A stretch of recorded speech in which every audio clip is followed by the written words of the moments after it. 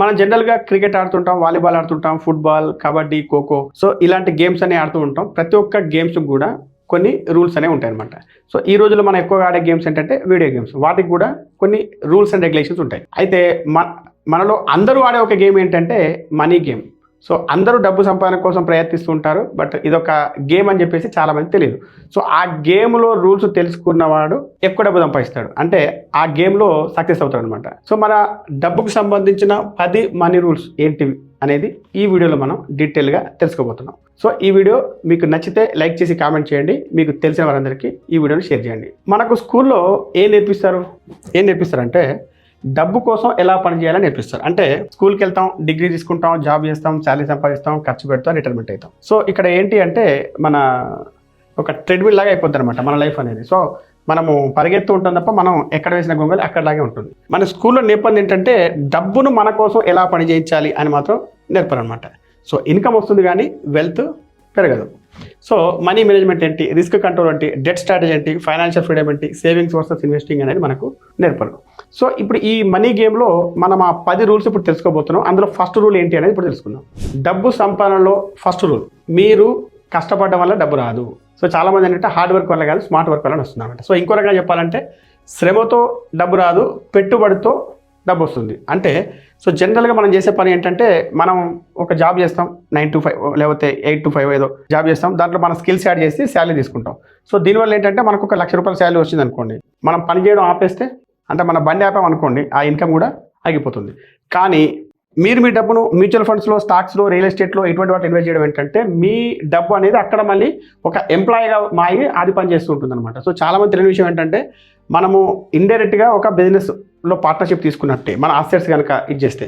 So ఇక్కడ మీరు మీ క్యాపిటల్ని plus అసెట్స్ని కలిపారనుకోండి, అప్పుడు ఏమవుతుంది, వెల్త్ అనేది క్రియేట్ అవుతుంది. అంటే మీరు మాత్రమే సంపాదించే వ్యక్తిగా ఉండకంటే మీ డబ్బును కూడా ఒక ఎంప్లాయీగా మార్చండి. సో అప్పుడేంటి, మీరు పని చేయకపోయినా కూడా మీ ఎంప్లాయీ అంటే మీకున్న డబ్బు అనే ఎంప్లాయీ మీకోసం పనిచేస్తూ ఉంటుంది. ఇది ఫస్ట్ రూల్. దాన్ని పని చేయించాలి, అంటే క్యాపిటల్తో పని చేయించడం అనేది ఫస్ట్ రూల్. మన జీవితంలో ఒక హీరో, ఒక విలన్ ఇద్దరు ఉంటారు అనమాట. చాలా మందికి ఈ హీరో గురించి తెలియదు, విలన్ గురించి కూడా తెలియదు. మన జీవితంలో ఉండే అతిపెద్ద విలన్ ఎవరంటే ఇన్ఫ్లేషన్, అంటే ద్రవ్యోల్బణం. సో ఇప్పుడు ఏంటంటే ఒక 10 సంవత్సరాల క్రితం ₹100 వస్తువు ఈ రోజు అది ₹200 లేకపోతే ₹400 వస్తుంది. అంటే మన ధరలు పెరుగుతూ ఉంటాయి అనమాట. సో ఆ ఇన్ఫ్లేషన్ అనేది మన కోసం ఆగదు. ఇదొక కనిపించని దొంగ. సో ఇదొక కనిపించని శత్రువు అనమాట. సో అంటే మనం ఒక ₹1,00,000 కనుక ఈ రోజు పెట్టి కూర్చుంటే 10 సంవత్సరాల తర్వాత ఆ ₹1,00,000తో ఈ రోజు మనం ఏవైతే కొనగలమో అవి మనం కొనలేము, దాంట్లో సగమే కొనగలుగుతాం అనమాట. సో ఇదొక శత్రువు. మళ్ళీ నేను ఇంకోటి చెప్పేది ఏంటంటే మనకు కనబడని 2 ఉంటాయి, ఒకటి హీరో అండ్ విలన్. విలన్ ఏమో ఇన్ఫ్లేషన్, మరి హీరో ఎవరు అంటే కంపౌండింగ్. ఇది కూడా మనకు తెలియదు అనమాట. సో మనం ఎంతసేపు ఏంటంటే మ్యూచువల్ ఫండ్లో ఇన్వెస్ట్ చేసామా, 30% రిటర్న్స్ ఎక్కడ ఎవరో చూపిస్తున్నారు, 25 ఎవరో చూపిస్తున్నారు, ఇది మాత్రమే మనం చూస్తూ ఉంటాం. అంతే, తగ్గగానే మళ్ళీ మారుస్తూ ఉంటాం. మనం ఏదో 0.5 1% ఎక్స్పెన్సివ్ చూస్తాం. అసలు మ్యూచువల్ ఫండ్ ఇష్టం నాకు సంబంధం లేదు, నేనేదో పెట్టుకుంటా అని చెప్పేసి పెట్టుకుంటూ ఉంటారు. సో ఇక్కడ తెలుసుకోవాల్సింది ఏంటి అంటే మీ హీరో ఎవరు అంటే కంపౌండింగ్. అంటే మీరు ఎంతకాలం మార్కెట్లో ఉండి డిసిప్లిన్గా ఇన్వెస్ట్ చేస్తారో ఆ కంపౌండింగ్ అనేది అదొక కనబడని హీరో. సో ఆ హీరోని చూసే వాళ్ళు ఎవరంటే చాలా తక్కువ మంది చూస్తారనమాట. సో ఎవరైతే డిసిప్లిన్గా ఇన్వెస్ట్ చేస్తారో, ఎవరైతే రిటర్న్స్ కోసం పాకులాడతారో వాళ్ళు మార్కెట్ పడగానే ఆ రిటర్న్స్ కోసమే మళ్ళీ వాళ్ళు దారి తప్పుతుంటారు అనమాట. సో అందుకని ఎప్పుడైనా కూడా ఈ 2 మనం జీవితంలో గుర్తుపెట్టుకోవాలి. సో ఇక్కడ మనం తెలుసుకోవాల్సిన మనీ గేమ్లో సెకండ్ రూల్ ఏంటంటే ఇన్ఫ్లేషన్. అంటే మీకు కనబడని శత్రువుని మీరు గుర్తుపెట్టుకోవాలి. దాని తగ్గట్టు అంటే ఇప్పుడు మీరు నెలకు ₹50,000 కనుక మీకు ఖర్చులు ఉంటే మీరు కనీసం ఒక ఎమర్జెన్సీ ఫండ్ అనేది మీరు పెట్టుకోవాలి. మీ దగ్గర ₹20 లక్షలు అనుకోండి, దాన్ని మీరు అలానే ఐడియల్గా పెట్టారనుకోండి, ఆ తర్వాత దాని యొక్క కొనుగోలు శక్తి రోజు రోజుకు పడిపోతూ ఉంటుంది, ఎందుకంటే ధరలు పెరుగుతుంటాయి కాబట్టి. సో అక్కడ మీరు తెలుసుకోవాల్సింది ఏంటి, లాంగ్ టర్మ్ వెల్త్ క్రియేట్ చేయడానికి మనకు ఎక్కడ ఇన్వెస్ట్ చేయాలి అనేది మీరు తెలుసుకోవాలి. మీరు తెలుసుకోవాల్సిన 3వ రూల్ ఏంటంటే మీరు డిఫెన్స్ ఆడకూడదు, మీరు అఫెన్సివ్గా ఆడాలి వెల్త్ క్రియేషన్లో. మీరు ఒకసారి మన వీడియోస్ కనుక చూస్తే ఒక 100 వీడియోస్ చేసామనుకోండి, డబ్బులు ఎలా సేవ్ చేయాలి అన్న వీడియో మేబీ ఒకటి ఉండొచ్చు. 99 వీడియోలన్నీ కూడా అఫెన్సివ్గా ఎలా ఆడాలి, వెల్త్ క్రియేషన్ ఎలా చేయాలి ఉంటుంది.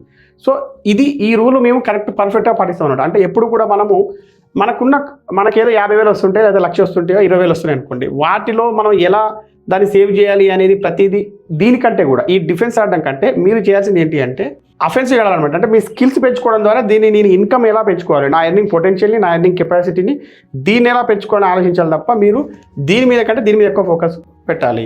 ఇది మనీ రూల్ నెంబర్ 3. ఇక 4వ రూల్ ఏంటంటే డబ్బుకు వేగం ఇవ్వండి. అంటే ది వెలాసిటీ ఆఫ్ మనీ అనేది ఒక 4th రూల్. సో ఇది ఏంటంటే మీరు ఏదైతే డబ్బు సంపాదిస్తారో అంటే మీకు కొన్ని పనులు వస్తుంటాయి అనమాట. ఆ పనులను మీరు తినేసి ఊరుకున్నారు అనుకోండి, ఇంకా మీకు రేపటికి ఏం మిగలదు. సో ఇక్కడ ఇది చెప్పేది ఏంటంటే మీరు ఏవైతే పనులు తిన్నారో దాంట్లో కొన్నిటిని విత్తనాలుగా నాటండి. సో ఇప్పుడు మాకు వచ్చే ఎంక్వైరీస్ ఎలా ఉంటాయంటే మీరు చెప్తే నంబర్ అనమాట. సార్ నాకు అంటే గూగుల్ ఫామ్లో ఉంటాయి. శాలరీ వచ్చేసి 25 లక్షల శాలరీ అండ్ గోల్ వచ్చేసి 10 crores గోల్. మంచి గోలే. 25 లక్షల శాలరీకి 10 కోట్ల గోల్ ఉంటుంది. సో ఇక్కడ ఎస్ఐపి ఎంత చేస్తావు ఎస్ఐపి అంటే 5,000 రూపాయలు ఎస్ఐపి అంటే 10,000 రూపాయలు ఎస్ఐపి. ఏది 25 లక్షల శాలరీ వచ్చేతను. కానీ ఎట్ ద సేమ్ టైం ఒక 50,000 సంపాదించే అంటే నెలకు 5-6 లక్షలు సంపాదించే వ్యక్తి అతని గోల్ ఎలా ఉంటుంది అంటే 2 కోట్ల గోలు. ఓకే నేను 15,000 లేదా నెలకు 20,000 ఎస్ఐపి అనేది ఉంటుంది. సో ఇది చూడండి. సో ఇక్కడ ఇదే అనమాట. అంటే కొంతమంది ఏమో ఉన్న పళ్ళని తినేసి గమన కూర్చుంటున్నారు, కొంతమంది మాత్రమే విత్తనాలు నాటుతూ ఉంటారు అనమాట. సో ఇక్కడ డబ్బు ఒక విత్తనం లాంటిది. పళ్ళను తినేయకండి, విత్తనాలను మళ్ళీ నాటండి. లాభాలను కేవలం కన్జంప్షన్ కోసం కాకుండా తిరిగి అసెట్లో రీఇన్వెస్ట్మెంట్ చేయండి. ఇప్పుడు మనం పళ్ళు తినడం అనేది కన్జంప్షన్, వాటిని మళ్ళీ ఇన్వెస్ట్ చేయడం అనేది అసెట్లో రీఇన్వెస్ట్ చేయడం అనేది ఇంతమంది నేను చెప్పింది అనమాట. సో ఇక్కడ దీనివల్ల ఏమవుతుందంటే మీ క్యాపిటల్ బేస్ పెరుగుతుంది, ఫ్యూచర్ గ్రోత్ కెపాసిటీ పెరుగుతుంది. సో ఇదొక ఎండ్లెస్ సైకిల్ లాగా. సో ఇప్పుడు ఇక్కడ మీరు చూడండి, ట్రీ ఉంది, పళ్ళు వచ్చాయి, వీటిని మీరు మొత్తం కన్జ్యూమ్ చేయక రీఇన్వెస్ట్ చేశారనుకోండి, మళ్ళీ విత్తనాలు నాటారనుకోండి, మళ్ళీ చెట్టు వస్తుంది. సో ఇదొక సైకిల్ లాగా అవుతూ ఉంటుంది. మళ్ళీ ఇదే మీకు కంపౌండింగ్ రిటర్న్స్ ఇస్తుంటుంది అనమాట. మీరు తెలుసుకోవాల్సిన 5వ రూల్ ఏంటంటే ది డెట్ మ్యాట్రిక్స్. అంటే అప్పు ఆయుధమా ప్రమాదమా.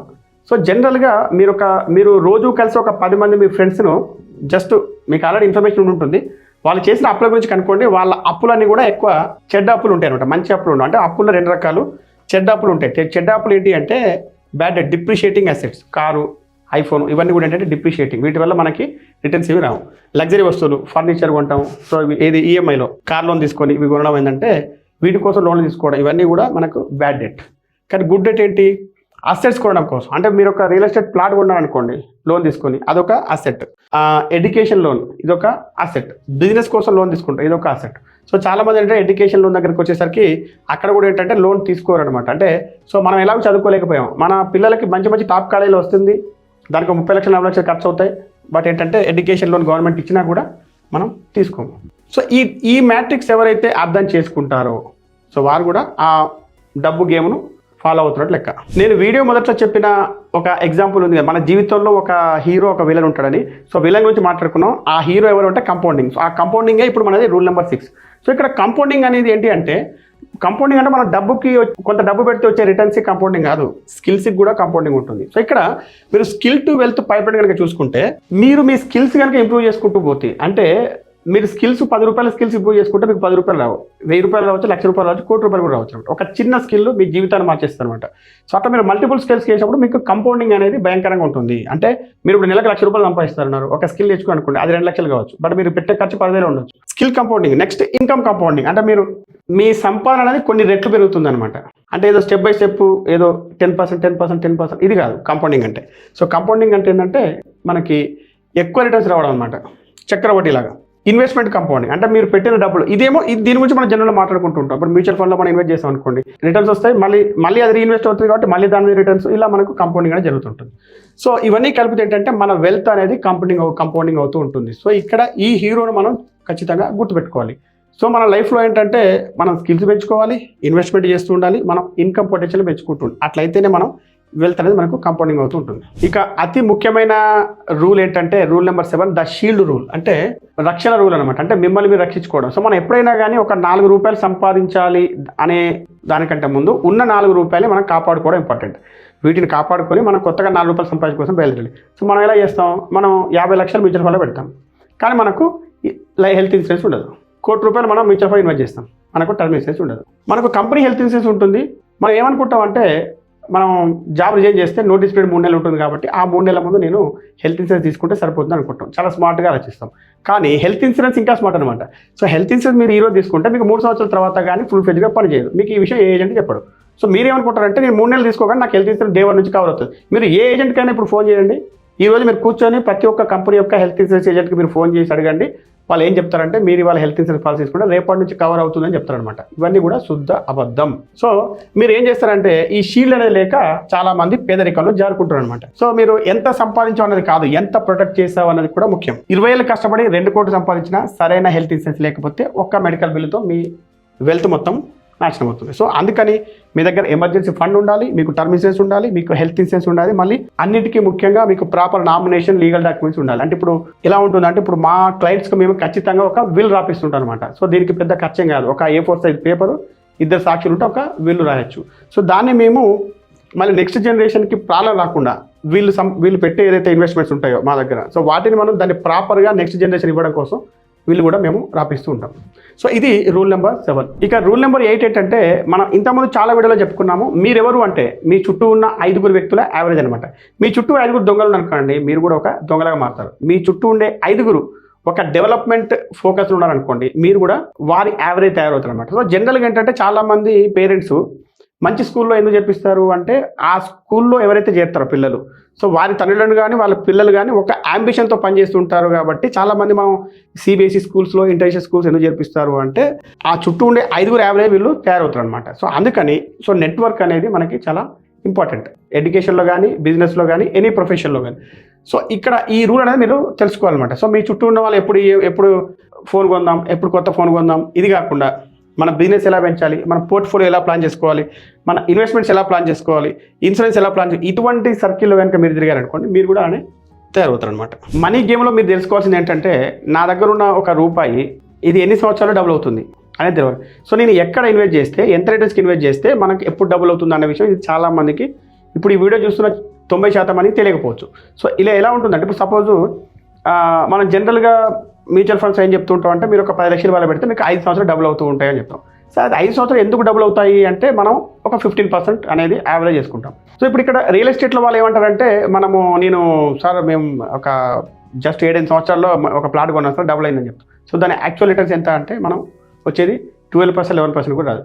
సో ఇక్కడ మీరు తెలుసుకోవాల్సింది ఏంటి అంటే ఈ డబులింగ్ గేమ్ అనేది మీరు ఆడాలి. అంటే రూల్ ఆఫ్ 72 అని ఉంటుంది మనకి ఫైనాన్స్లో. రూల్ ఆఫ్ 72 అంటే 72 డివైడెడ్ బై మనకు యాన్యువల్ రిటర్న్స్ ఎంత వస్తుంది అనేది తెలిస్తే ఎన్ని సంవత్సరాల్లో మన డబుల్ అవుతాయని తెలుస్తుంది. ఇప్పుడు సపోజు మీకు బ్యాంకులో ఒక 8% రిటర్న్స్ వస్తున్నాయి అనుకోండి, ఏదో ఫిక్స్డ్ డిపాజిట్ ఏదో మినిమం 5 సంవత్సరాలు చేశారనుకోండి. సో అప్పుడు 9 సంవత్సరాలకు కానీ మీరు పెట్టే డబుల్ కావు. తర్వాత మీకు 10% రిటర్న్స్ వస్తున్నాయి అనుకోండి, 72/10 అంటే 7.2 yearsలో అది డబుల్ అవుతుంది. ఈ డబులింగ్ గేమ్ అనేది మీరు ఖచ్చితంగా తెలుసుకోవాలి. అంటే నా 5 లక్షలు 10 లక్షలు ఎప్పుడు అవుతాయి, 10 20 ఎప్పుడు అవుతుంది, 20 40 ఎప్పుడు అవుతుంది.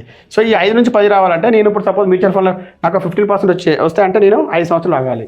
ఇంకా దానికంటే ఎక్కువైతే ఎక్కడ వచ్చే సూచనలు లేదు. నేను మళ్ళీ దీంట్లో పెట్టాను 8% దాంట్లో పెడితే నాది 9 సంవత్సరాలు పడుతుంది. సో నా గోల్ ఏంటి, నేను తొందరగా వెళ్ళాలా లేకపోతే ఫాస్ట్గా వెళ్ళాలనే దాన్ని బట్టి ఈ రూల్ తెలిస్తే ఆ విషయం తెలుస్తుంది. సో ఇప్పుడు రూల్ నెంబర్ 10 అంటే last but not the least rule ఏంటంటే అసలైన కరెన్సీ ఏంటి మన లైఫ్లో ఏంటంటే డబ్బు కాదు, అది టైం అనమాట. So time freedom. So super rich person ఎవరు అంటే అతని దగ్గర టైం ఫ్రీడమ్ ఎక్కువ ఉంటుంది అనమాట, టైం ఎక్కువ ఉంటుంది. సో ఫైనాన్షియల్ ఫ్రీడమ్ అంటే ఏంటి, మీకు నచ్చని పనికి నో అని చెప్పగలను, రోజు 10 గంటల పనిని 6 గంటల వరకు తగ్గించుకోవడం, ఫ్యామిలీతో గడపడానికి సమయం ఉండడం.